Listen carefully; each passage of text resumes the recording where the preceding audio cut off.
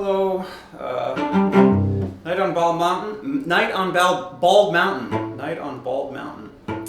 I start here on the 4th position, slightly extended. I like the sound here, very dark, sort of.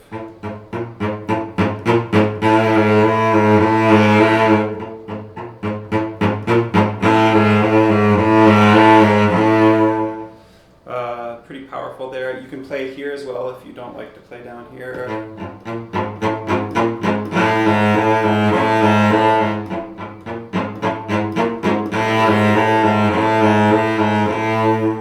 So look out for the crescendo over the first 2 bars. Really start pianissimo, mezzo forte.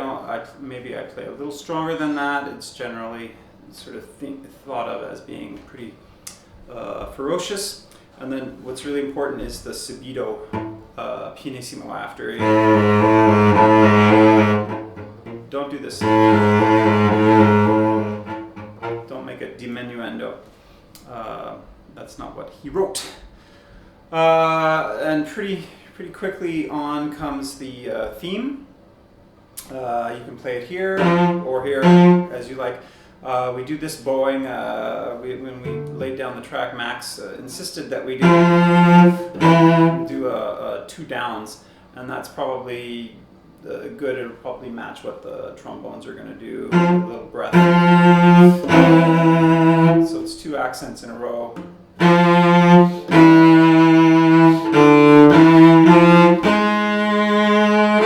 then fortissimo. Even more. So save a little bit for the fortissimo, which comes later.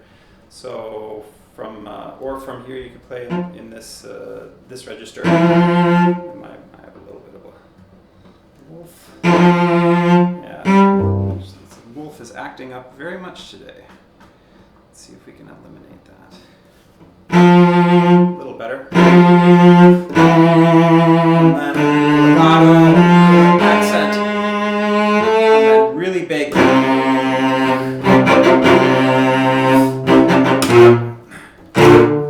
Now you're under no obligation to play the double stops if you don't want to. Sometimes I play them here. Now this next part coming up is tricky. I do a bit of a cheat. If you can try and sort of play it measured, it's really hard to play it absolutely measured and be in time.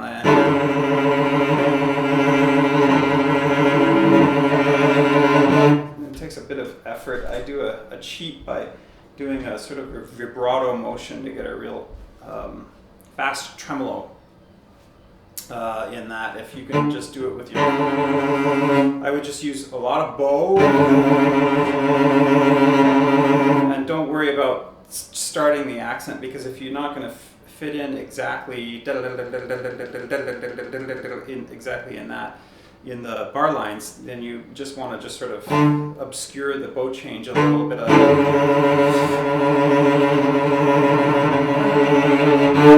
And then just make sure you're right on time for the last note. Or if you just do it with fingers, there's a technique for playing very faster trills with your fingers, which is to actually bend your wrist. Usually nobody should bend their wrist so much like this, but I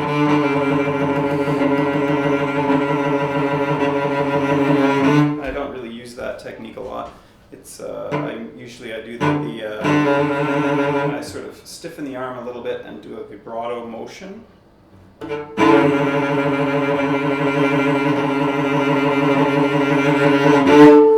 that gives you a faster trill. And then the next notes are, of course, very powerful. Play them on the C string for sure. Now this part, intonation can get a little wonky if you play it here, so you're probably better off. I think we did play it here on the G string. And it's the same story. Now, of course, you might want to get yourself a photocopy when you actually record the thing, so that you can get the page turns done better. This first one is possible to do with a few bars, but it's kind of stressful. You want to fold the little corner of the page over and get ready for that big theme. And of course, definitely play this knot here here, but on the D string. Same bowing.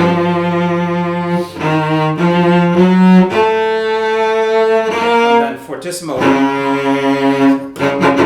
Make sure you save a little bit for the fortissimo and use full power there. Yeah, and I wouldn't vibrate it too much. Don't be like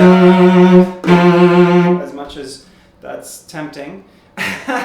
It won't really match the sound that the trombones and the double basses have. We're all playing it together in unison. So a little spare.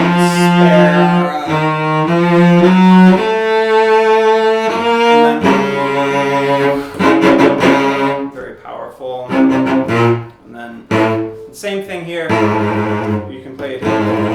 It might be better to play here because it'll respond faster on this lower part. Now this next part. It's important that you don't come late and don't worry about so much the very precise rhythm. It's really just don't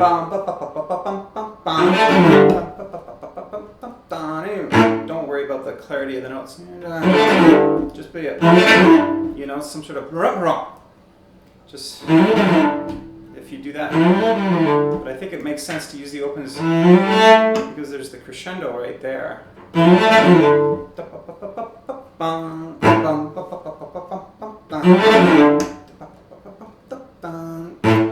This next part is actually harder than it looks. So we come in quite strong.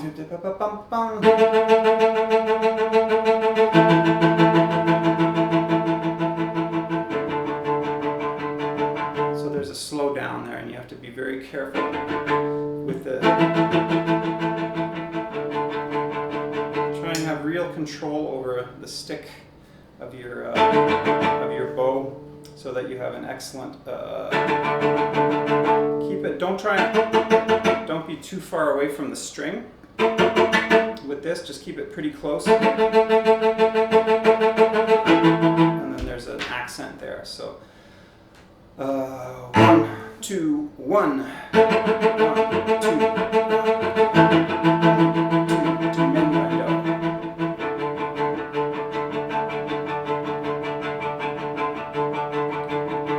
Keep it really. Don't. Too far off the string, you might really lose the control.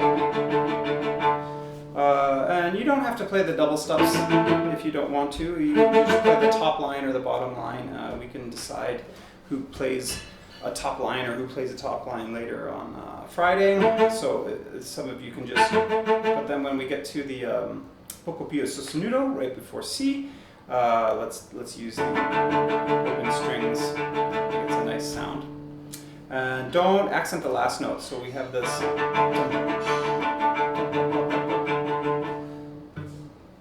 Don't go like this, which is easy to do without thinking. So nice pizzicato, or you can use the open string if you like, as long as it's nice and soft. Nice to play it here, a little vibrato. Then again, short notes, pretty close to the frog.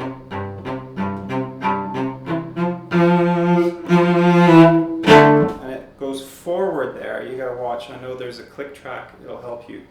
Yum, bum, bum, bum, bum. And then it goes quite fast there. And then, of course, don't worry about too many trills. No, you can use a if you want. And then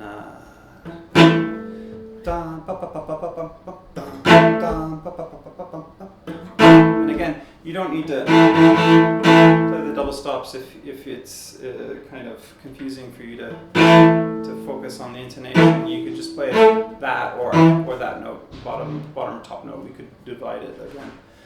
And from here, so we have this this note.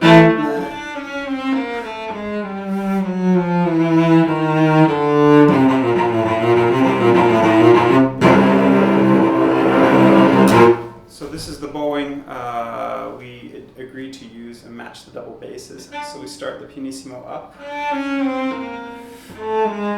down bow on the A, and make a slight crescendo. By the time we get here, don't be too loud, like mezzo piano, mezzo forte. Sorry.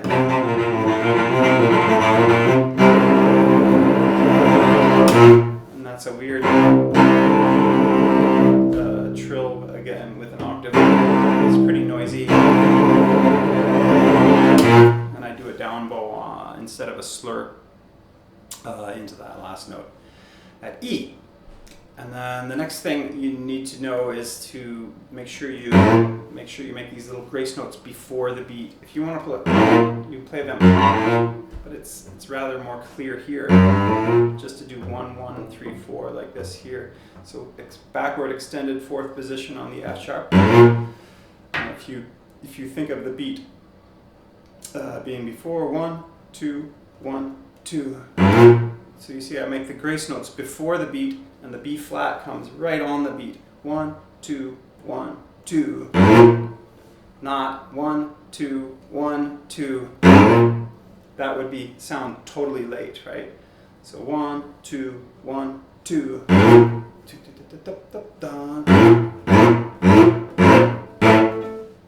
Yeah. So all of those grace notes are coming before the beat, not that. So the accent is right. And then we have a bunch of down bows. This is the death metal part where the bass drum is going and we're going.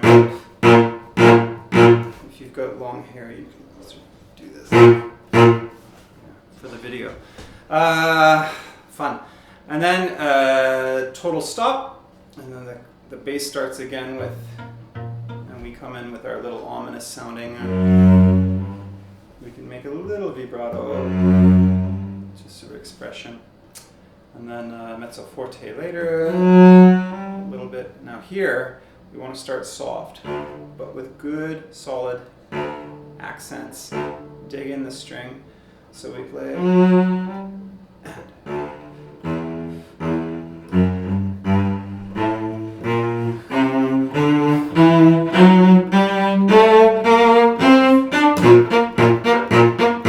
I like to play these on the G string, D string and the C string, but you're under no obligation to do that. It's a free country. But as you see, it says poco a poco più animato, so we start very soft, very slow. Follow the click.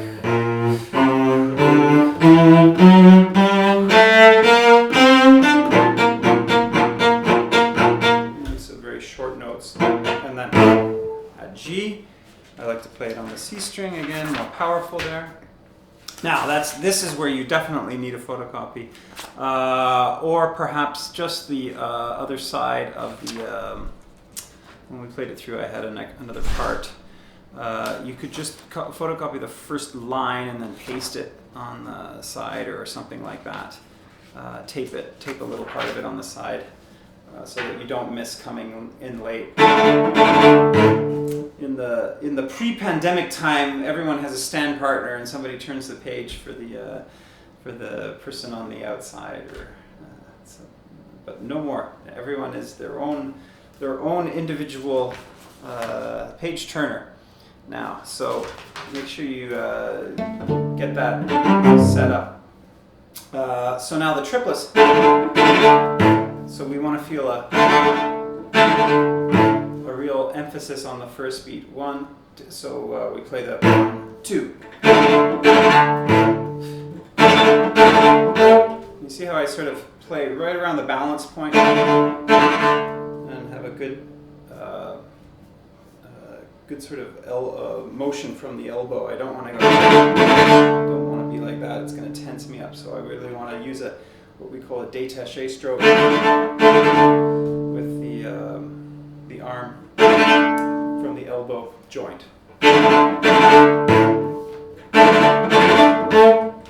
Now This next part with the forte.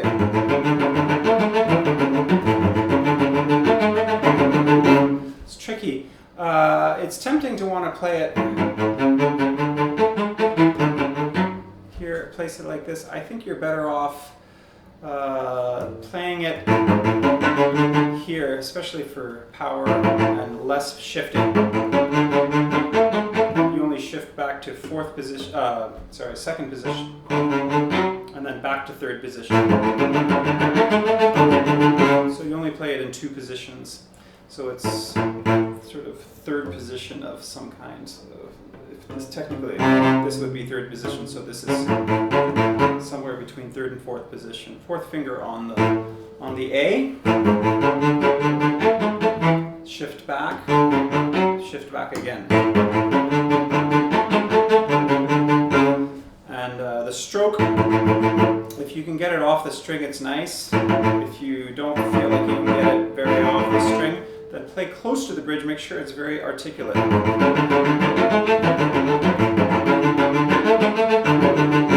a little noisy, but if you play maybe further out in the bow. But if you play it near the frog and relax your hand,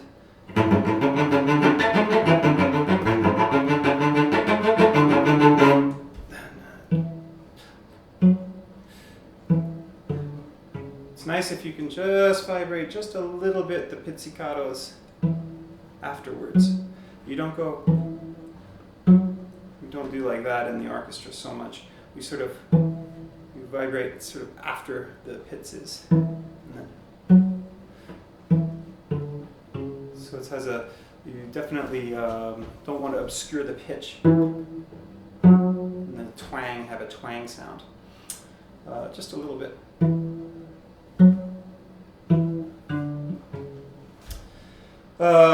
And then the più sostenuto comes at the letter H. Watch out for the G sharp here. On an open string.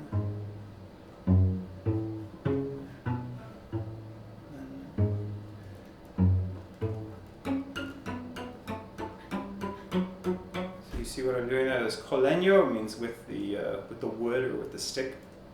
So I like to play it. You can play it there. See how I sort of use my pinky on the side of the stick here, because then I can just quickly change it rather than trying to hold it like this, and then I don't have any sort of control. Plus you have to do it pretty quick.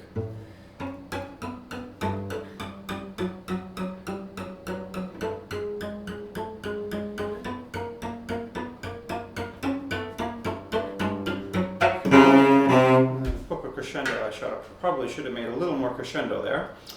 So I'll go from the bottom line there.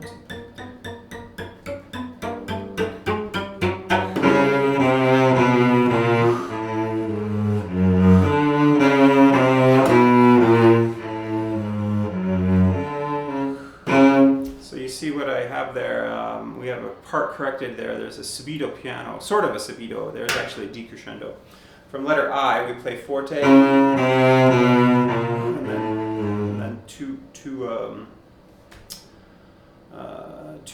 notes per bow. So not quite, not legato, but like 2 notes per bow. So.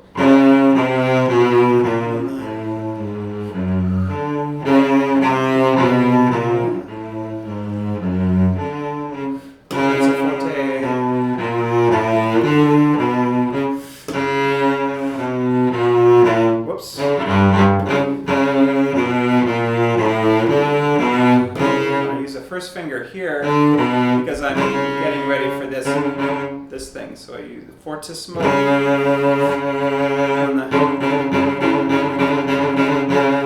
So it's very hard. This is very hard because we're on the low strings. It's actually really difficult to make this pop out really well with articulation. So definitely, I use the first finger. I don't try and use 3 and 4, which is less strong. I use the 1 and 2, and it's hard to make it not sound like this. You don't want it to sound like, it almost sounds like da-da-da-da-da, almost triplets. You really want to make it da-da-da-da-da-da-da. So you're better off to try and actually exaggerate the rhythm even more sharp than it is. Right? Rather than, it sounds like da-da-da, da-da-da, da-da-da, da-da, almost. Because of the nature of the thick string, even the G string is too thick to really, so you really want to,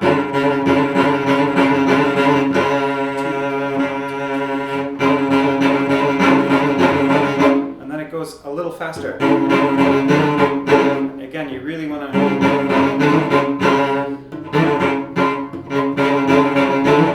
you could do this, if you're like me, I have a little bit less speed with the second and fourth finger. So I could go, just shift and use 1-3 there, but see the last one sounds almost like da-da-da-dum instead of da-da-da-da-da. So keep it as sharp as you can.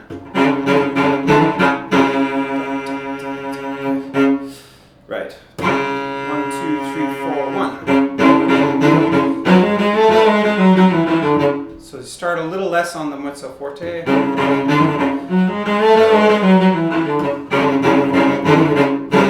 Real good accent after.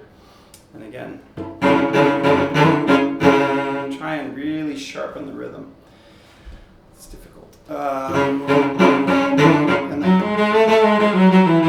And this is really tricky because you don't want to be too close to the frog on this, because otherwise it's very, very noisy. So you want to gauge your bow, start more towards the middle. You can do this fingering if you want, or so you have the open string and then position yourself for the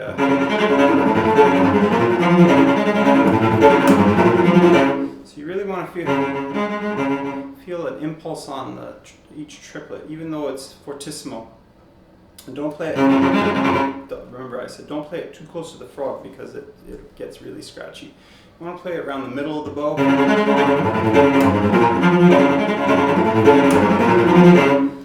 And I mean, maybe that's a little too much impulse. Maybe you want it just so that it has more of a phrase.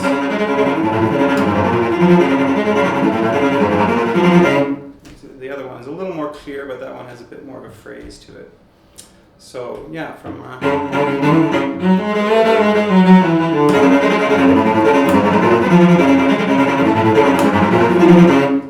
yeah, and making it even clearer.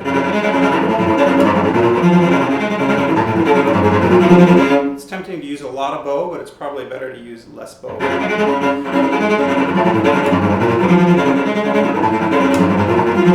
Because it's clearer and you can hear the triplet rhythm better. And then you have 3 bars. Make sure you pull up your page so you can really turn the page quickly during your recording. And then again, we're back to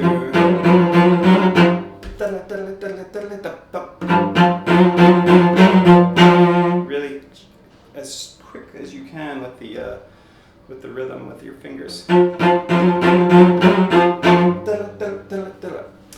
And you can use, see how I use my arm for a little bit of momentum rather than just simply with the fingers only. It's nice to use the arm to get some speed. And then I think I play it up here, but you can play it. Be careful with the intonation here with these 5 flats.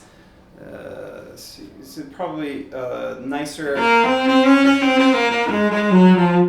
sound up here. So use your first finger, and then.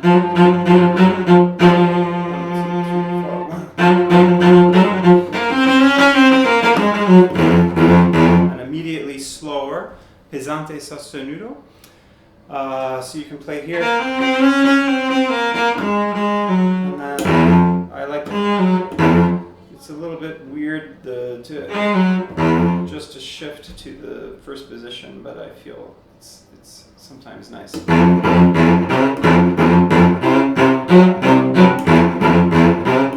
I don't, as some people like to do, and which is more powerful in terms of the accent, but I think it's when we should do it with just back and forth, down and up.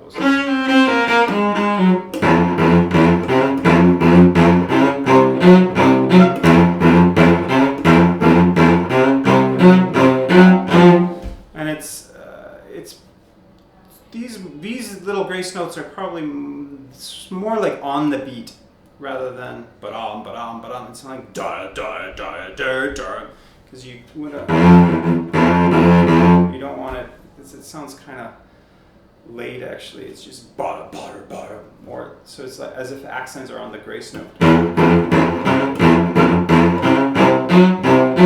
It sounds more dissonant anyway, because the basses don't have the grace notes down below. And then tempo. And here, I think we want to play not here, but here on the first position or half position. Now, how to make a forte pitch rather than sort of polite sounding pits. I think you want to try and get it kind of so you pits with your finger closer to the bridge. I got rosin dust on my finger from pitching closer to the bridge, but it's you can wipe it off later. But it's worth it. It's worth it to get that sound. It's a nice sound, but it's not very loud, right? So.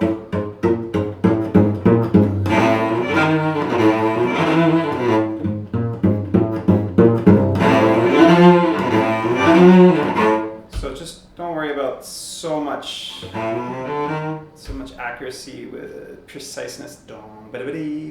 Just sort of let it flow. Whoops.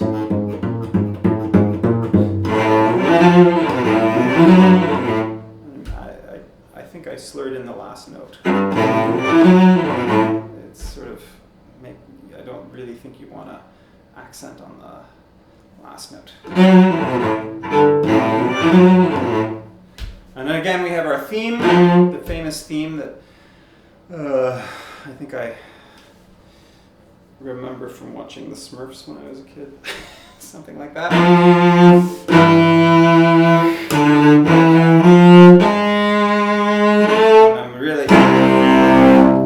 If you can play the octaves, it's nice. And then put your finger on its tip so that it doesn't hit the D string, so you can hit the open D string. And again, you're under no obligation to play all these chords. Sometimes cellists, they don't like to play chords when they're in a section listening to everything around them. They just like to focus on one good solid note for intonation. So now again, this is important to feel like ba ba ba da ba ba da ba, the real trip. So you really play with a good amount of pressure, not too much, but enough, and you want to have your arm working like this. If you can see my arm and the elbow joint, it's like this, because if we stiffen the arm, then it makes things very difficult to sustain. We have to play a whole lot of triplets here for a long time. You want to feel that da da da da da. It's a term I like to call impulse residual, where you use the immediate impulse, and then the energy from that first impulse allows you to let the bow travel back and forth afterwards without so much energy. Otherwise you're like, and it hurts after just, a few seconds even. So you allow yourself that. So.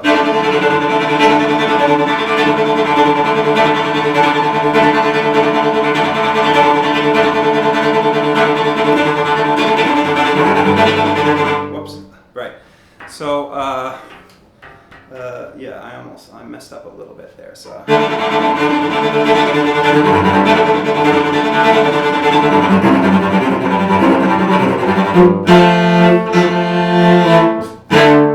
So it's again, you don't have to. If you don't want to, you can just, and then you can play the top notes or the bottom notes. We can assign that later.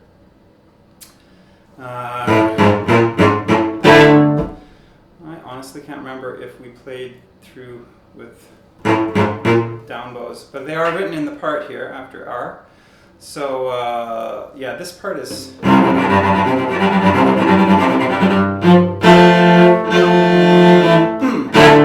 Be careful not to play the downbeat right on the beat. You have to play on the second beat, the second quarter note of the bar. 1, 2, 3, and.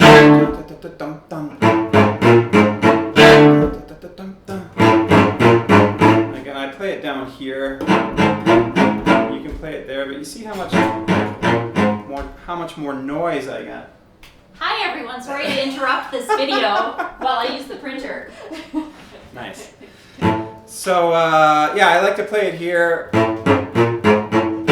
It's more powerful sound for sure, and less noisy. Less noisy because I'm less likely to hit the other string. So. And then we have this with a subito.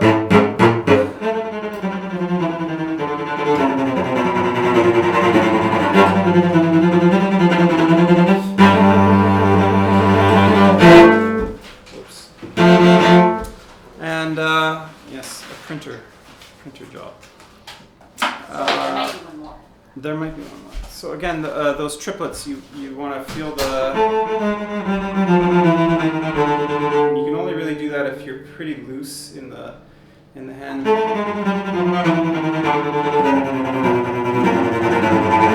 Rather than you hear the difference. There's no release in it, right? I have this. So I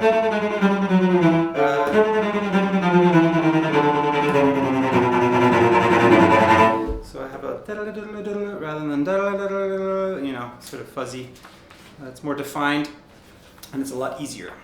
And then we don't have a lot of time for this page turn as well, so you might want to either memorize the first 3 bars on the next page, or get a little photocopy or a little paste or something on the top of your thing when you play through for the video.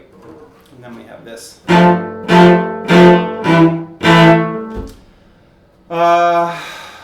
And the rest is pretty self-explanatory. We have the same thing here, a little expressive. It's slower, and then, and again, it's different notes now, but again, little bite, not like that. You want just a little bit of definition. So you grab the string with the bow. Release. You don't want. You want a little release after. So you release the pressure. We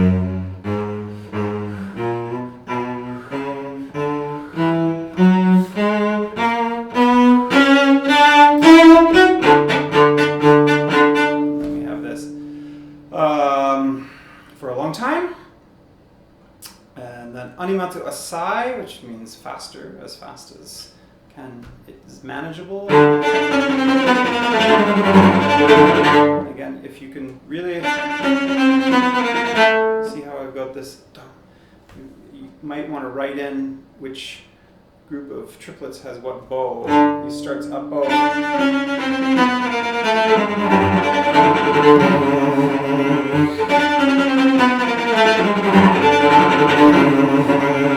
When I was a young cellist, I thought, I'm strong enough, I can go. And of course, it doesn't sound very good. And it hurts. And people don't want you around if you go out your right side. So, but you almost have a little bit of a. Right?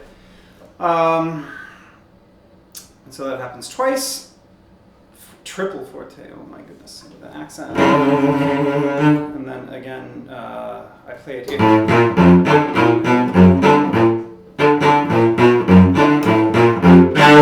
But you can play it if